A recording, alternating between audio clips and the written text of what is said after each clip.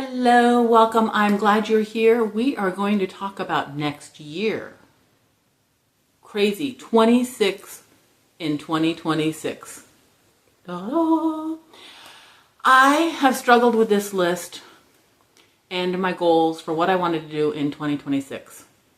Now, I believe it's the original premise of the 26 and 26 is to read 26 books that you already owned at the start of the year 2026. So these are the 26 books that I already own, but I wanted to do more, a little bit extra. But then I started to realize I would not be able to pick which books I wanted to read throughout the year. And I am a mood reader. We're all mood readers, right?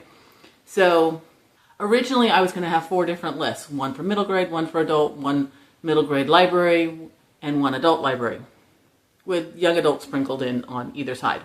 That was too many books. So I narrowed it down to 2 lists. I have 2 different 26 and 2026 lists, plus my other goals. Let's go over my goals in general. I want to read 50 books from my physical TBR, what I have on my shelves. Not a lot. My goal was 50 this year. I did that. I wanted to get 60. I did that. So 50, that shouldn't be a problem. I also physically want to read 50 books. I did that this year. I read, at time of recording, I physically read 58 or 59, maybe even 60 books, I'm not sure. But 12 to 15 of them were graphic novels. So for 2026, I want to read 50 novels, not graphic novels. I love graphic novels. I will continue to read graphic novels, but they are not going to count in my physically reading 50 books. I also want to read a classic each month. Now, part of the reason is the books I really wanted to read in 2026 included a bunch of classics. So I'm like, well, let's just make one each month. I did one Newbery each month this year, and that was enjoyable. So I want to do the classics in 2026. And then I also want to read 10 translated works. I've really enjoyed some Korean and Japanese translated works that I've read. I want to continue that. So 10 books translated. As you can see, I have a stack of books here. I have a couple stacks of books here. These are my physical TBR that I already own. It is 50-50. This stack is middle grade. This is with a couple young adult. This is adult with a couple young adult. I'm going to do middle grade first. I don't know where I'm going to put them. Let's get some tea first. Per my usual, I have notes. I'm going to try to remember to say the names, but I'm not going to go too much into them because I don't want to be here forever. I don't think you do either. I have the hardest time saying this name. The Insignificant Events in the Life of a Cactus. Whoo, I did it. Dusty Bowling is the author. I know, I used to know what it was about. I don't remember. I do know that it's won some awards. It's very popular, highly rated, and it has a sequel. Each Little Bird That Sings got an award right there. She lives with her parents who run a funeral parlor, and so she knows which is the best casserole to eat. Blended by Sharon M. Draper, is about a blended family, and this is a very, very popular book. I know nothing about this other than this is The Whisperwicks, The Labyrinth of the Lost and Found by Jordan Lees. It is fantasy. It's about a boy who doesn't believe in magic until it's discovered around him. Something along those lines. I have book 1 and 2, and I can't wait. I Will Always Write Back I bought from the middle school book fair. So this one is technically a young adult, but it's a very PG young adult. It is about an American girl and a boy from Zimbabwe and how one letter changed their lives. The authors' names are there. When Life Gives You OJ. It's about, by Erica S. Pearl. It's about a girl, Zelly, who wants to have a dog. Okay, I have finally admitted that I'm just not going to get to it this year. Louise Fitzhugh, Harriet the Spy, my least favorite cover. It's a book that's always mentioned in other books. I want to know. Belly Up by Stuart Gibbs is about a boy who lives in a theme park that's kind of a zoo, it sounds like. And the mascot animal has been murdered. Josh Baxter Levels Up. Yes, there's a bookmark because I started it a couple of times and I have not finished it. I'm going to finish it in 26. And that's about all I know about it.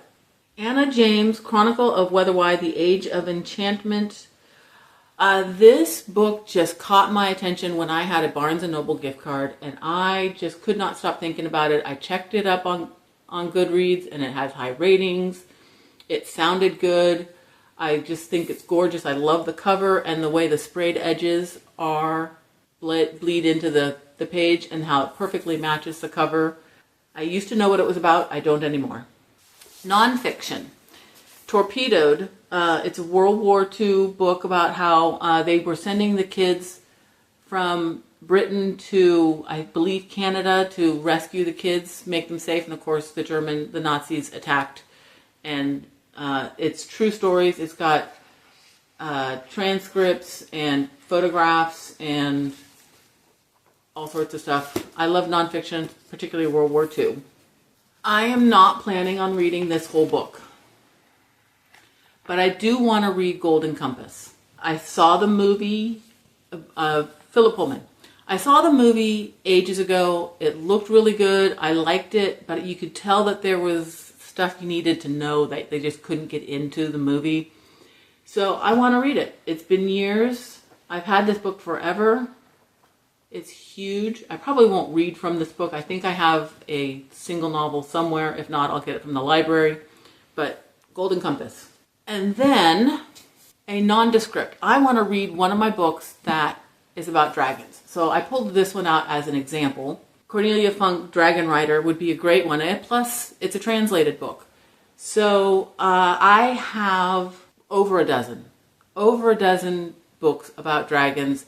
I want to pick one and read it this year. Now the adult.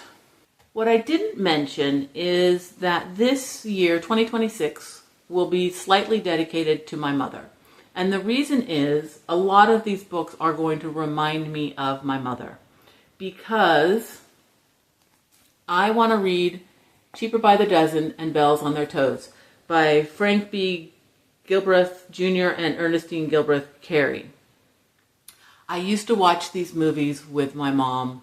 On the weekends, they would play old black and white movies, and I loved them. We would sit there, we would have a snack, and we would watch these old movies together. So I want to read these in honor of my mom and a few others. Cheaper by the Dozen and Bells on Their Toes. This is technically a kid's book, but it's also a classic. So, A Christmas Carol by Charles Dickens. Why not? I first heard of A Tree Grows in Brooklyn by Betty Smith. Betty Smith. From my mother. And I think she was telling me that she had to read it in high school. I don't remember whether she liked it or not. I want to read it. I'm listening to a book where the character was reading that. I was that horsey girl at school, and I read an abbreviated version of My Friend Flicka. I want to read the whole thing. By Mary O'Hara. I'm going to cry if I think about it too much, but it is by Wilson Rawls, Where a Red Fern Grows.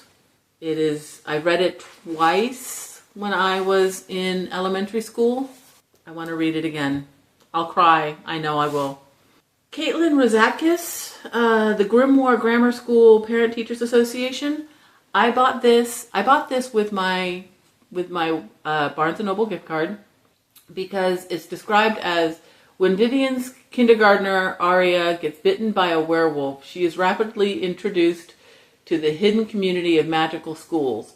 Reeling from their sudden move, Vivian finds herself having to pick the right sacrificial dagger, keep stocked up on chew toys, and play PTA politics.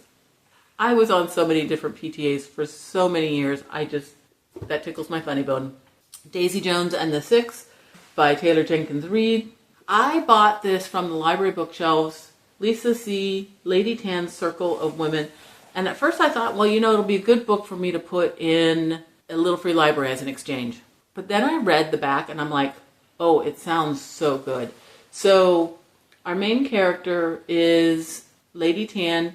She is raised with knowing the herbal remedies and treating people for whatever ails them. And she befriends a midwife apprentice. But then she's put into an arranged marriage, and her new mother-in-law will not allow her to do any of that. The Inheritance Games by Jennifer Lynn Barnes. I just finished The Naturals. I really enjoyed it. Time for the next one. Also by Taylor Jenkins Reid, The Seven Husbands of Evelyn Hugo. I hear everybody talking about it. Seems like everybody loves it. Look at the sprayed edges on this. I just love this version of it. I also have it in paperback. It's a little beat up that I got from a little free library. I'm kind of really looking forward to this. I'm a little afraid that I'm not going to enjoy it as much as everybody says that they have enjoyed it. Another nonfiction, because I've had it for years and I've heard such good stuff about it. Educated by Tara Westover. Tara Westover. And also, in honor of my mom, this is her book that I probably read once when I was in middle school or high school. Motherhood, the Second Oldest Profession by Erma Bombeck. I loved the Erma Bombeck books, partly because they had a lot of comic strips in them. This one doesn't, but I'm just going to read one of my mom's books. And those are my physical TBR books. All right, now for my library 26 in 26 books. I'm going to start with middle grade. There's only a few. Olivetti by Ali Millington so this past year I have read a book that had a lead character, maybe not the main character, but a secondary, but a main character. You know what I mean? Was a turtle that helped solve a mystery, an octopus, and a spider plant. And now it's going to be a typewriter. Olivetti. Beatrice goes missing and she has typed her memoir into Olivetti. He's going to help the son, Ernest, solve where the mom has gone. Something along those lines. I'll tell you more when I read it. Pie in the Sky. These boys have lost their father, who was about to open a bakery. They are going to make their father's recipes. And it is written by Remy Lay. Toothiana is book 3 in a series. I believe it's 5 books. This is Toothiana, Queen of the Tooth Fairy Armies. This series later became The Guardians, the movie about Jack Frost. Okay, I've seen a couple of our UK booktubers talk about Frostheart, and it sounded really good. In America, we have Voyage of the Frostheart, which is it's a fantasy world. The boy has magic, his parents are missing, and the Frostheart is captained by a peg-legged walrus. It just sounds perfect. By Jamie Littler. Nevermore is by Jessica Townsend. It's a book that everybody says if you liked Harry Potter, you'll like Nevermore. The Trials of Morgan Crow. Now, this looks like a ginormous book, but for some reason I have a large print edition, which is fine. Morgan has a curse, or is fate. We'll go with fated. She's fated to die on her 11th birthday. Excuse me. She's fated to die on her 11th birthday, and then somebody comes in and sweeps her. Jupiter North comes in from out of town, sweeps her to his magical world of Nevermore, where she's put into these trials, and if she doesn't pass the trial, she'll get sent back home to die on her birthday. Butterfly Hill. I Lived on Butterfly Hill by Marjorie Agassiz is a book that my daughter read this years ago, and I put it on my TBR list years ago. I'm talking years. It is about when Chile gets taken over by the military dictatorship, and I don't really know much more than that, but it just sounded really good. My daughter enjoyed it. It's a little bit thick, but I can't wait. And last one that I have here, The Trouble with Heroes by Kate Messner, is a boy who is caught vandalizing a cemetery, and in one headstone in particular. The headstone belonged to an adventurer who went hiking in the Adirondacks, and that woman's daughter decides to not press charges if this boy will also climb all 46 of the Adirondack peaks in a single summer with the mother's dog. So it sounds like that's going to be good and meaningful. Other books that I wanted to read, middle grade books that I wanted to read in 2026, Wolf Hollow has been on my TBR, for my Goodreads TBR, forever. Many, many years. It's time. Shark Teeth. I read the synopsis of that. I've read from this author before, and it just sounds amazing. I've liked her books. I haven't always loved her books, but I want to try Shark Teeth. Young adult, This Woven Kingdom. I don't even know anything about it anymore, but everybody is always talking about it. So, okay. And the second book in the Good Girl Guide to Murder is Good Girl, Bad Blood. I think that's the title. So, second book in the Good Girl's Guide to Murder series, trilogy, I believe. And then, again, I've got my list here, and there's going to be a lot of series, but I'm only counting the first book because I may or may not like it. A Natural History of Dragons, because dragons. Emily Wilde's Encyclopedia of Fairies, because fairies. Two Twisted Crowns, because I read One Dark Window and I loved it. Loved it. Very Secret Society of Irregular Witches, because Sangu Mandana sold me on Witch's Guide to Magical Innkeeping. I absolutely loved that, so I'm going to try another one of her books. The Secret Lives of Country Gentlemen. It's a Regency, which I love. It's romance. Sure, sounds good.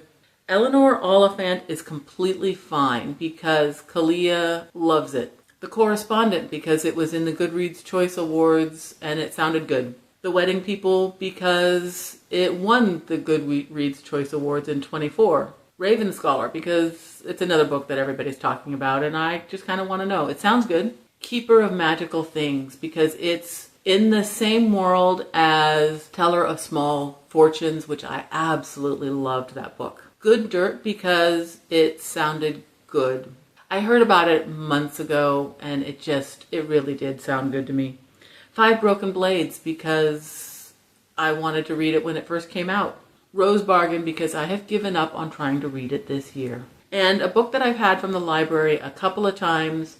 It's a multi-generational, or at least I know it's a daughter and I believe her grandmother, the Sicilian Inheritance. So she has to travel to Italy and she learns about her heritage and her grandmother. I don't know if it's two timelines, but I think it might be. It sounds good and I can't wait. And then a bonus book, which is also going to be one of the ones that reminds me of my mother, The Ghost and Mrs. Muir, because that is also a movie that I used to watch with my mom all the time. And it's a classic. So there we go. That's 27 in 26. If you've read any of these, if you think I should prioritize any of these, all the usual stuff, if you want to leave an emoji of something I don't even know, leave a comment. Please like and subscribe. I never say that, but I really appreciate all of you out there. It doesn't do anything for you, but it helps me a lot. Thank you for hanging out with me. I really do appreciate it, and I'll see you next time. Bye. Whew, what a mess.